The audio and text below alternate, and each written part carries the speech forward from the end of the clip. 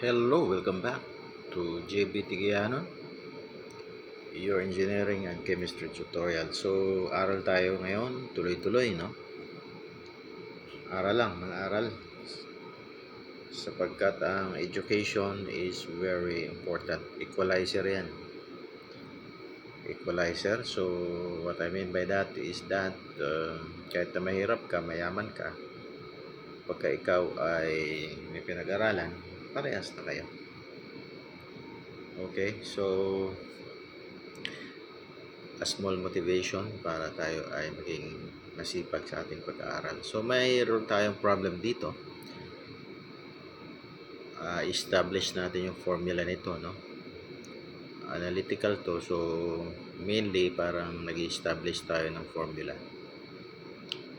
So, sabi rito, an excavator has been converted to a demolition machine. So, dati siyang excavator, yung nakikita nyong ginagamit sa mga construction, lalo na sa mga road, yung naglalagay ng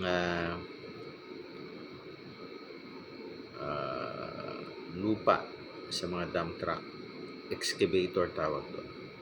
Ngayon, convert siya sa demolition. Ibig sabihin, may nakasabit na W, bakal. Napapansin nyo doon sa mga movie, pagka ang building nina-knock off, parang binabasag siya, hindi na tao yung gagamit na magbabasag, kundi yung machine. So, ito yon. Determine the forces in the cables. So, may tatlong kable ito. Okay, cable 1, 2, and 3, siyempre. May pangalan, na-numbera natin kasi ina-analyze natin. So, 1, 2, at saka 3. Tatlong kable yan. Okay, so, yan, nag-up and down base sa ikot nito, no? Yan. So, ito naman ay nag-hold ng force niya. Ito. Solid yan. Itong kable naman na to, depende sa movement, akyat baba, no? Yung load. Ito naman, pag ganyan,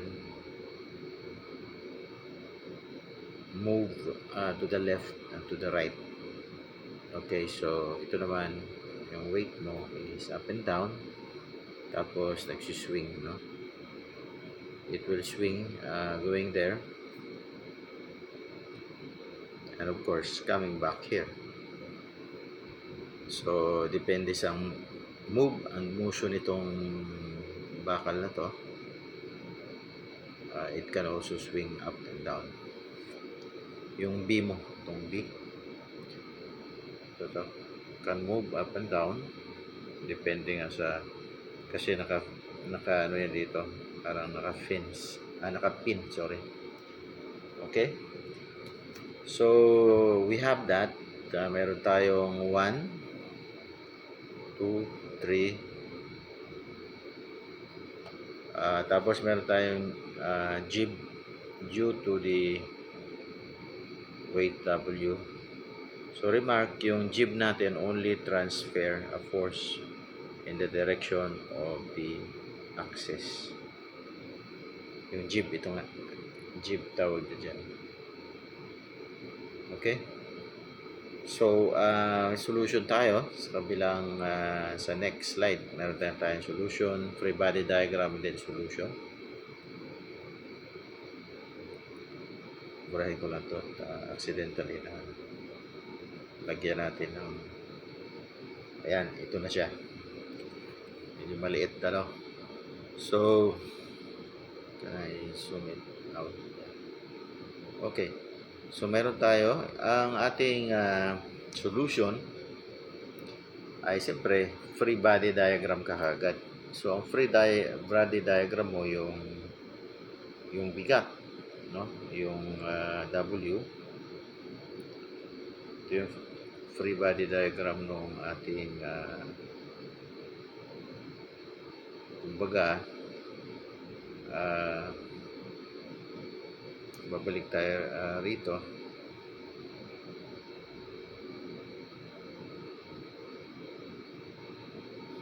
Wait lang. Hirapan akong keep. Ayan. Kumbaga, dito tayo kaagad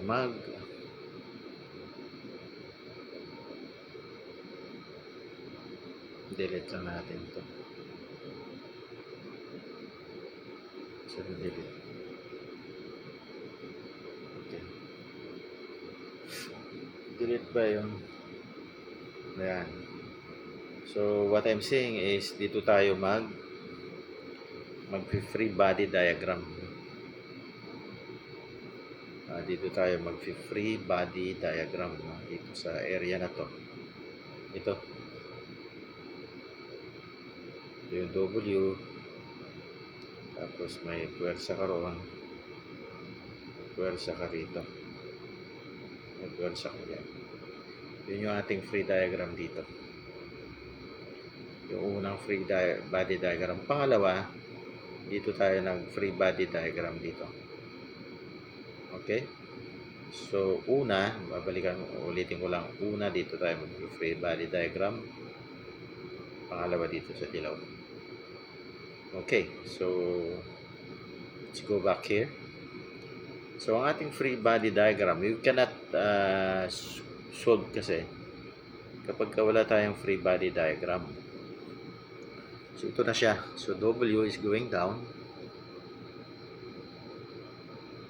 I will change my so W going down, and then you have S2 and S3. Okay, and then you have the angle alpha here. Diba? So, kaagad pwede naman nating makuha yan. Summation of forces vertical, summation of forces horizontal, then you sum it up, isum mo yung mga forces na yon. That's it.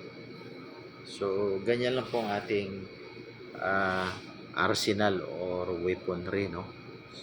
Pagka we are dealing with static. So, dapat masanay kayo, enjoy it. Siyempre, sa umpisa, hindi nyo yan magugustuhan.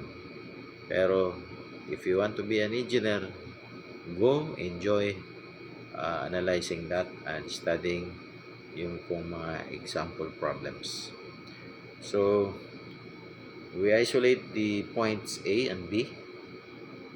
Yan ang sabi natin. Then, the equilibrium condition for point A yield. Ayan. Point A natin, ito na yon. So, summation of forces vertical, pataas. So, ano ba ang vertical mo dyan? Siyempre, yung W, kukontrahin siya ng component ng S2. So, when we talk about S, okay, that is the cosine of ng S2, that is the cosine. S2 is equal to,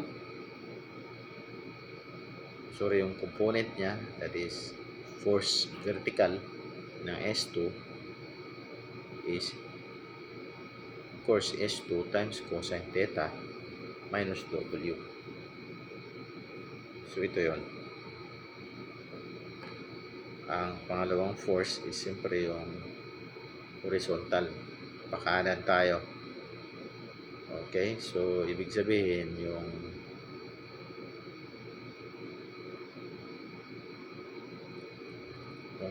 yung S2 natin is pakanan. So, positive siya. Yung S3 pakaliwa, kukontrahin siya ng S2. So, S2, horizontal component is S2 times sine alpha minus S3. Ito siya. Of course, pwede natin kunin kaagad yung S2 in terms of W, tangent alpha, S3, and then S2 is equal to W over cosine alpha. So, for point B, N is force in the jib, di ba? So, mayroon kang N ito. point B na tayo. Ito yung A natin. Dito tayo sa B.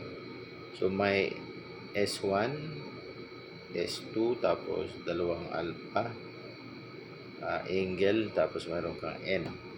So, ang N is the force in the jeep. So, summation na naman tayo. Summation of horizontal force is equal to 0, yung summation niya.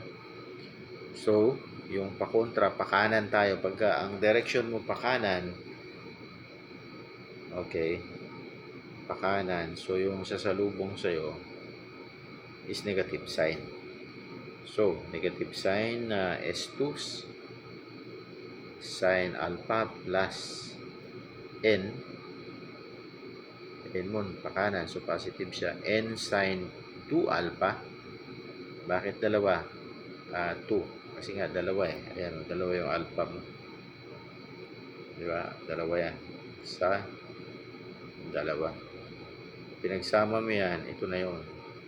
2 alpha minus S1 sin 3 alpha. Okay, S1 sin 3 alpha. Okay, so summation of forces vertical naman, dito tayo, negative sign yung pababa. Ang pataas is positive. So, negative S1 cosine alpha plus N N cosine 2 alpha minus S cosine 3 alpha. Okay, alpha is an angle. So, alternatively, meron ding alternative dito. We obtain for point B with a clever choice of the coordinate directions. So, kapag ang directions mo is like this, so, N, yung N mo, minus S2 cosine alpha minus S1 cosine alpha is equal to 0. Rin ganito, no? Tapos, yung pakanan, pakaliwa na pataas, ito yung equation niya, S1 times sin alpha minus S2 sin alpha is equal to 0. Okay? So, masasabi natin, therefore, masasabi natin na thus from 2 by 2 is equal to 4 is equal to 4, diba? Equilibrium conditions, we obtain the following results for the 4 unknown. Ang ano natin is 4 S1, S2, S3 at saka N. So, dapat yung equation mo equal dun sa ano. Otherwise, indeterminate yan. So, determinate tayo yung pwedeng isolve. So, yung S1 mo is equal to S2, and that is W over cosine alpha. So, actually, we are establishing formula. With a scenario like this, we can use this formula. Hindi mo na kailangan i-derive. Parang nagdi-derive tayo, so to speak. So, ang S3, ito yung S3 natin, nandoon sa kabila, is W tangent alpha. Tapos yung N natin is equal to 2S2 cosine alpha or 2W. So, pwede sila lahat in terms of W. Ayan o. Yung N mo is equal to 2W. Yung S3 mo is W tangent alpha. Yung S2 and S1, ito yun. S2 and S1 is equal to W divided by cosine alpha. So, yun lang po. I hope you learned something. Thanks for watching. Please do like the video and do share it as well. Thank you. Bye.